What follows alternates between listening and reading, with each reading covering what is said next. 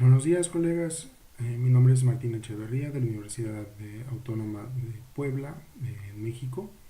Lamento no estar ahí para exponer este trabajo de manera presencial, pero tuve unos problemas con los aviones y transbordos y tal, de manera que no llegué a tiempo.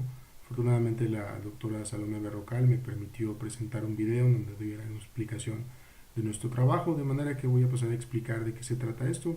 El trabajo se llama El origen y desarrollo del politainment televisivo, un análisis comparado España-México, y es una explicación teórica de los factores por los cuales el politainment surge, se afianza en ciertos periodos históricos y en otros periodos históricos en realidad decrece, disminuye y a veces tiende a desaparecer. Y esta propuesta teórica tiene detrás una corroboración empírica en forma de algunos datos que recogimos de manera exploratoria y que permiten corroborar nuestros acertos. Entonces, el texto parte de la idea de que hay dos grandes bloques o factores que hacen que surja y se afiance el politainment. Por un lado, condiciones políticas que tienen que ver con la desacralización del poder, aspectos sociopolíticos culturales como secularización y desideologización. Esto quiere decir la pérdida de fe, la pérdida de una creencia fuertemente arraigada, deferente, respetuosa en el mal sentido de la palabra acerca del poder, de los que están en el poder y de los sectores políticos.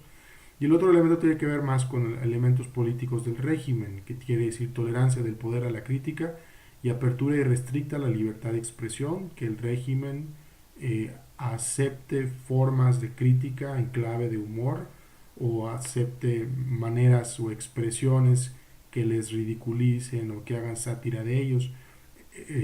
Por definición, en una dictadura esto no pasa.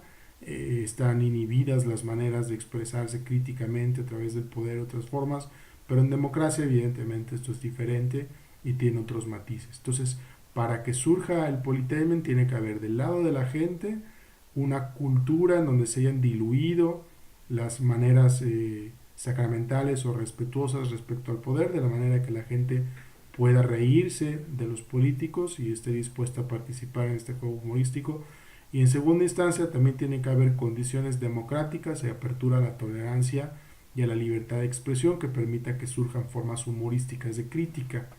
De un lado económico político está el elemento de comercialismo mediático. Esto quiere decir que haya un mercado funcional en donde se manifiesten formatos y temáticas que acaparen la atención de las audiencias y una explotación económica del campo de la política. La hipótesis es que para que haya infoentretenimiento y para que haya politainment tendría que haber un mercado funcional, un mercado competido en busca de las audiencias que haga que las cadenas televisivas estén incentivadas a producir este tipo de contenidos y que además el incentivo económico se ha expandido a tal grado de que incluso se voltea a ver el campo de la política para ver qué hay de entretenimiento en el campo de la política que pueda ser explotado para fines comerciales. De, recapitulando, si hay estos dos componentes políticos por un lado, sociopolíticos y del régimen, y por otro lado de comercialismo mediático o económicos, entonces pueda surgir y afianzarse el infoentretenimiento y el polientretenimiento. Como caso ejemplar, voy a platicar de los elementos contextuales y empíricos del caso mexicano. Como antecedentes históricos, hubo una transición democrática a partir del año 2000, después de un periodo autoritario de 70 años, lo cual implicó, por un lado, la tolerancia gradual del régimen a la crítica a partir de los años 90 en prensa y televisión, una menor deferencia a la autoridad y secularización de la ciudadanía acelerada a partir del 2000, y una liberalización económica en el sector televisivo, es decir, un comercialismo efectivo.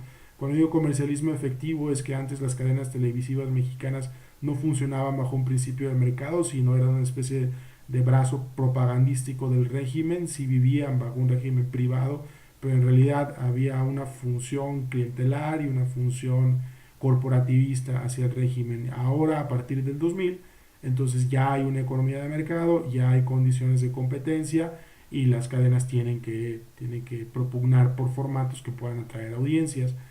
El caso de México me sirve para decir que en México existen condiciones históricas que son recientes relativamente para que surja infoentretenimiento, para que surja polientretenimiento, pero también hay algunas condiciones históricas que hacen que este entretenimiento y este polientretenimiento se restrinja, se reduzca y en ocasiones pueda prácticamente desaparecer de las parrillas programáticas. Es un elemento que voy a relatar un poco después. Lo que hicimos entonces, dándonos cuenta de que existen elementos interesantes en México y un paralelismo en España en el sentido de también una transición democrática y una liberalización y apertura económica, es poner de manifiesto parrillas programáticas y compararlas entre sí. Por lo tanto, hicimos un trabajo hemerográfico de las parrillas de los años 90 a la fecha para observar y documentar programas de politainment. Únicamente escogimos programas emitidos en cadenas generalistas, excluimos cable, excluimos otras formas de emisión y recolectamos ciertos datos de la parrilla. La duración, el año de comienzo de la emisión, la cadena, el horario y el share para mirar elementos finos en la comparación. Esto es lo que recuperamos de México. Aquí, como pueden observar, hay un surgimiento importante a mediados de los 90. Luego, en los 2000, a partir de la transición, durante unos años surgen nuevas propuestas. En el 2010 surge una propuesta más y luego hay un hiato, hay un periodo en donde no hay propuestas, hasta las elecciones del 2018, en donde finalmente hay nuevas propuestas, no son pocas pues, las que surgen tomando en cuenta que en México solo hay 3 cadenas generalistas de televisión abiertas, si le decimos. Y a partir de observar algunos datos de horario de emisión, de tiempo de duración y de comienzo de las emisiones, podemos empezar a encontrar regularidades. Primero, los programas son muy cortos, de 15 a 30 minutos. Los horarios tienen poca audiencia. Los horarios donde se colocan este tipo de programas son de poca audiencia. 6 de la mañana o nocturna, 11 de la noche, ya cuando la mayoría de las personas ya está por irse a dormir.